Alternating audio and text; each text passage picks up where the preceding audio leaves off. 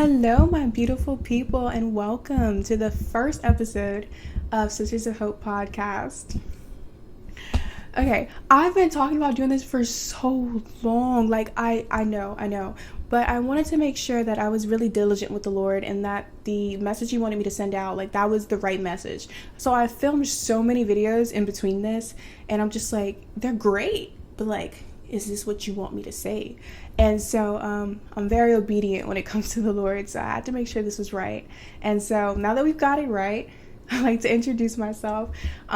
So my name is Nevaeh, and I am a licensed peer support specialist. I'm currently in school for sociology, and I'm coming back for a master's in social work. When I started Sisters of Hope, it was just something spontaneous. And by spontaneous, I mean I switched my major 4 times, and I said, God, what is your vision? Give it to me, because I'm doing this all wrong. And literally, He was like, quit your job. And I was like, okay. And He was like, change your major for the 5th time. And I'm like, okay. And then He's like, here's a vision for Sisters of Hope. And I'm like, whoa, what's that? And so after seeing the vision, I've just I started the channel on my main page. And it started off with 40 members, I want to say, joined. Now, after a few months, we're at 110. And I also started a separate Instagram, which is the Sisters of Hope account. And those are people from all over the world. It's slowly growing day by day. And because of this, I'm like, okay, God, now I have to do the next step. And He's funny like that. He'll show you the vision with no timestamp. And so now what? So I'm just going to listen, and I'm going to be faithful. And so part of the vision was the podcast and working my way up to a actual location, because I do want to use my social work license to give back to the community. And Sisters of Hope will be an official nonprofit very soon, so that we can continue to give back to the community. And it's not just about Christian women, though that started off as my target audience. I've started to learn that a lot of people are watching diligently in the things that I'm doing with the Lord. And so I want to provide things like this, like the podcast, to provide insight and wisdom to answer the questions people have been asking me recently. And so with that being said, this specific podcast, I would like to have several members on here, some amazing women that I've met who walk with God and who just love God. And I love how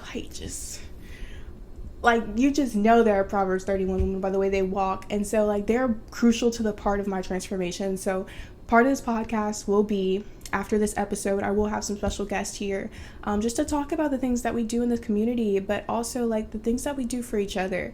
And I think that is important as well. So without further ado, we're going to get this one started with the message called Act Like a Christian, Think Like Satan. So I know what you're thinking. If you're supposed to be a Christian, why are you thinking like the enemy? And that's a great question. So I want to start with Matthew 10:16. It says, I am sending you out like sheep with wolves all around you. Be wise like snakes and gentle like doves. Why would God tell you to think like a snake, like a serpent? And when you go back to Genesis, let's think of the characteristics of a snake. Before everybody ate the apple, we're not going to do that little argument today. Before everybody ate the apple, think of what the serpent was doing. How clever, how wise, how sneaky the snake was to make them do the things that they weren't supposed to do under God. And they knew better, but it was something about the snake and his strategies and the way that he got them to eat the apple. So that's kind of how we're going to look at it today. So when I think of being wise like a snake, I want you to think about sports. If you've ever played a sport, you know that you have to do film for certain sports to learn what your opponent strategies are. And if not just the strategies, but to know how the coach reacts on certain plays, or what usual plays do they usually use. Because some people don't switch up their strategies. Some people, they just stay the same. So if you've ever played a sport, you've actually done exactly what I'm getting ready to talk about. You've studied the enemy in order to beat them, correct? Something like that. I'm not really good at sports, but that's the analogy I think of whenever I hear the verse. So I want us to analyze why thinking like your enemy is so important. I can teach you how to be a Christian all I want using all the verses I know, but if you don't understand the strategies of the devil, you will never understand how he hinders your faith in Christianity, because his main goal is to expose you to a level of adversity that will hinder that faith. So part of wisdom is analyzing strategy.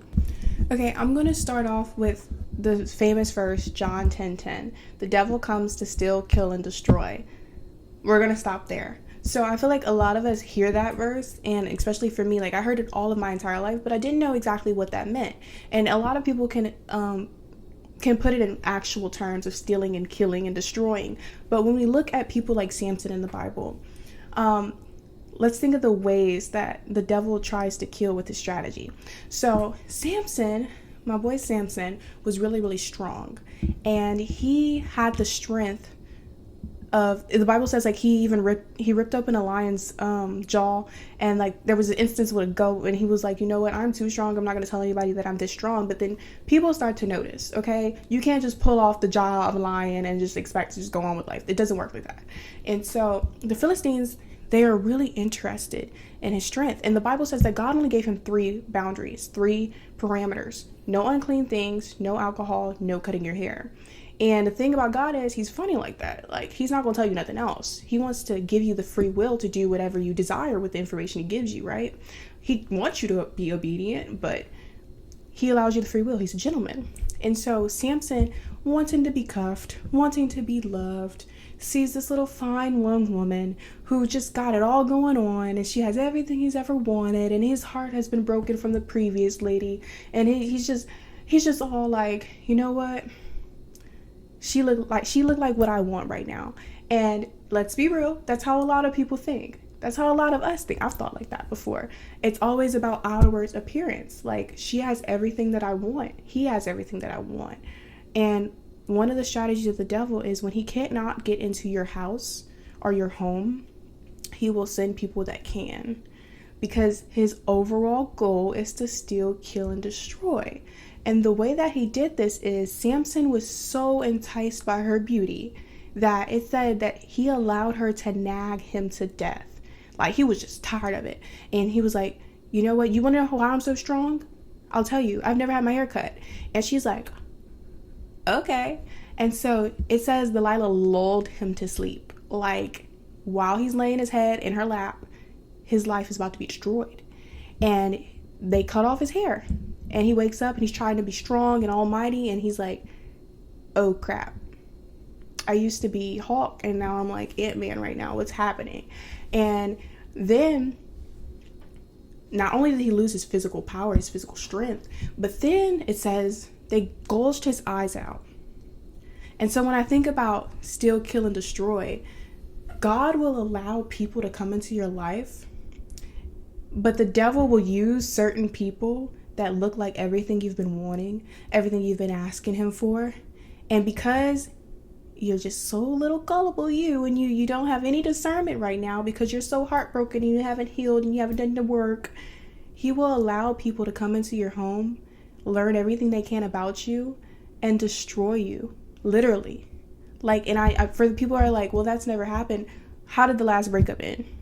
Like, you thought they were everything you've ever wanted. They were so perfect and they could do no wrong. And in the end, like, they did the worst of the worst. And you just like it was okay. And it's not, because it caused internal damage. It probably caused you to stop trusting. It caused you to start accusing people whenever you think they're not doing what they said they were going to do with their intentions. You start accusing them of doing other things. You're not as faithful as you used to be. You're more careful, reserved. That's what the devil is trying to steal. He's trying to steal your trust. He's trying to steal that happiness and that joy. And he's trying to kill your heart, because the best thing you can have as a Christian is your heart. For the abundance of the heart, your mouth flows. Many are the desires of a man's heart. If he can kill your heart by using things that can come into your home, in your most sacred place where you lay your head, you're doomed. You're really close to destruction if you allow the devil to use people to come into your life. And I'm not saying you should have your guard up. The reason we're saying we need to think like the enemy is because if you're not thinking like the enemy, your discernment is weak. You won't be able to see that, oh, this person is strictly just beauty, nothing else. This person is strictly just looks, nothing else. This person is strictly just smooth talking, nothing else. One of the strategies of the devil to steal, kill, and destroy is to send people who come into your life and make you feel so special just for them to take it all away, because he wants your heart. Another way the devil tries to steal, kill, and destroy, this is like my biggest one, because this is, I don't know many people where I'm from that this doesn't apply to, and it's generational. A lot of the times the devil will allow you to see how your grandfather lived, how your mama lived, how your sisters lived, and say that's how you have to live. It's generational. Like, a lot of people where I'm from, they have babies by the time they're like 18, 19. Nobody I know is married. Nobody I know has been through a successful marriage. If they are married, they've been married multiple times, and if not been married multiple times, they got married because they had a kid. And I almost fell into all of those traps, because no matter what you tell your child, if that's all they've seen, that's all they heard, that's all they looked up to, they think that's the limit. That's the limitation on their life. And so if the devil can get you to think generationally, then that's your life already planned out for you. And how many times have you sat there and be like, okay, I don't like the way my dad talked to me growing up. But when you get in an argument with your spouse, your dad shows up. What do I mean by that? You don't like the way your dad talked to you growing up, but you're raising your voice like him. But your tone and pitch is degrading. But you're belittling them. But you're not acknowledging their feelings. Like, that's generational. We pick up habits from our parents, unfortunately, but it's not about...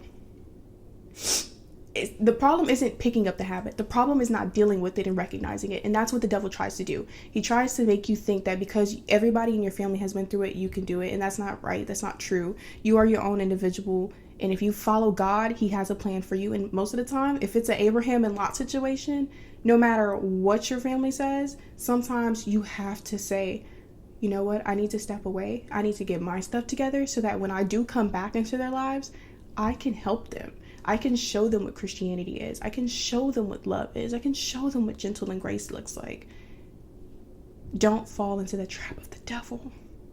He can still kill and destroy your future of God if you just allow him to create generational curses to continuously transpire over and over and over again. Okay, this one's going to ruffle a few feathers because I know y'all hear it all the time. Lust and temptation.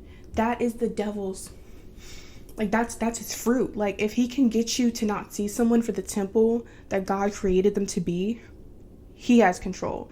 And I know a lot of it sometimes is really not your fault. Like, we have so much exposure to our phones these days where you can open Instagram and you can see things like that you don't want your children to see or that you don't want to see, but like now it's there, so like you're gonna look at it. So it may not even be intentional, but if the devil can provide you with an open invitation to lust, you and your self-worth is starting to be stolen. You and your self-worth is starting to be destroyed because now you don't see yourself as the God-given gift. You see yourself as an object and you start objectifying other people. And that kind of goes into like the first thing where we say, look, like, oh, they looked good. And we allow them into our home and we baby them, we tata them, and then they destroy us. They destroy our hearts. It's the same thing. All of this, we're supposed to treat it like our brothers and sisters are temples of Christ and God. And by putting pornography on your phone, whether that's Twitter, whether that's Instagram, whether that's Safari, whether that's, y'all know the places, I don't know. But all of these things, like if he can distract you with lustful intention, it could destroy the way you see your self-worth. And it could make you feel like your only thing to give other people is your body. Like you're the object. And the whole point of Christianity and God is to see yourself the way that God created you to be. And he says you are perfectly and wonderfully made. That he wants you to have abundance and prosperity. Milk and honey. Like the things that God says about you, half of us know it. But because we're so exposed to the body and lustful intentions, we cloud our mind with lustful judgment. And then now we stop seeing ourselves the way that God has intended us to see. So the devil is literally destroying your self-worth and your peace and your sanity and your whole like demeanor and aura. Like, how dare he? But like, if you recognize when lust is being thrown at you, it's very much easy to delete the app. It's very much easy to say, you know what, I love you, but we need some boundaries, because like, if you're going to be my kingdom spouse, we can't be doing things. It's so easy, and it goes into generational. Like, if you know your parents and your grandparents, and like the cycle of having kids young is just kept going on, that's lust. That is the spirit of lust, Jezebel. Like, you can break that, and you can break that by isolating yourself from those things. It's as simple as deleting the app, really. It's as simple as just stop talking to people that you know are filling your head with lustful intentions. It's that simple. So one more thing that I want to talk about today, because we talked about people, generation, self-worth. The last thing I do want to touch on, though, is, can you put this? Image and reputation. So let's keep it real. We care about what people think of us. We care about how they view us. We care about how they see us, how they talk about us. We care. Like, whether you say you do or you care. And so another way that the devil still kills and destroys is he tries to ruin your reputation with other people. And a lot of it happens whenever you are becoming a Christian, because people are going to notice that the way you act, the way you think, the way you handle situations are going to be much different now. Like, you don't have no room to do the same, because you've met within. Like, you're frustrated and you need another line of defense, and that line of defense is God. And so when you decide to change your life, there is going to be people that talk about you, and it's going to eat you up. And that's how the devil tries to still kill and destroy. He tries to take your happiness, take your joy, take the things that you see about yourself, take away the faith in God, take away all of those things by allowing you to hear what people are saying about you. And sometimes it's accusation. Like, it's really diminishing. And it can be something as simple, oh yeah, I don't understand why he's Christian now. Like, he just had sex with so-and-so. And like, I don't know about y'all, but like, if I know I've been like really diligent with the Lord, I've been out the way, I haven't even been mingling with people, and that's what people are saying about me. Like, something inside of me makes me want to get angry. That's a natural response. But as a Christian and somebody that's trying to pursue Christianity, there's no room for anger and wrath. Because when you start to see that people are talking about you, when you're becoming a Christian, it means you're doing something right. It says the world hated me so they would hate you. That's directly from the Bible. It means when you start walking like me, I am not like the world, which means the world is going to have some issues here. But we don't do that for the world anymore. We did it for us because we know we needed saving, and we know that there was something in our life that needed to be changed. And we do it for everyone else who needs to be saved, because it doesn't stop with us. When we become Christians and we recognize the strategies of the enemy, we can easily defeat spiritual warfare, so we continuously represent Jesus. That's what this is about. Because Christianity is not a title. It is an actual representation of Christ. And once you start recognizing all of these things that I just talked about, you can make changes in your life to where when the devil tries to come at you through people, when the devil tries to come at you through generational curses, when the devil tries to come at you with your self-worth, when the devil tries to come at you with lust, you're like, you know what? You can't have that. God got it. And that's what it's about. So I want y'all to think about that. Like, if you start trying to get your walk with God together and people are like talking about you and they're making up the craziest things, like, are they bringing up something that happened in 2006? It's just like, think about it. Like, jealousy is love and hate at the same time. And God says they hated me, so they will hate you, which means you are doing the Lord's work. Forget about them. Go pray for them, because it's about saving. It is about becoming one with him. It's about our body being the temple of the Holy Spirit. Carry that breastplate of righteousness, carry that belt, and walk with it in pride, because as a Christian, you will have troubles, but God's literally saying, cast all your anxieties onto me. This is the type of pain that I like for my followers to have, because it causes them to repent and turn to me. These are all things that he says. So if it hurts a little bit, know you're doing the work. And if you start to recognize all these things I just talked about, you're going to be okay. Like, this is like the blueprint for spiritual warfare. You're going to be okay. So with that being said, thank you for watching the first episode of Sisters of Hope. I feel like when I talk, sometimes I don't make sense. So if you feel like there were some things that could have worded better, or there's some any type of criticism you have, like, I'm so serious. I take that to heart, and I do the diligent work to know where I can do better. Please leave that in the comment section. Like, if anything wasn't clear, feel free to ask as well. But other than that, like I said, within this next few weeks, I'm going to start having guests on here because I love my girlies, and I just feel like there's so many people surrounded by me right now that really love the Lord. Like, I love how there's so many people around me who really do carry that blessed spirit of righteousness. So I thank you again for watching, and I look forward to these next few episodes with you guys. Until next time. Stripe.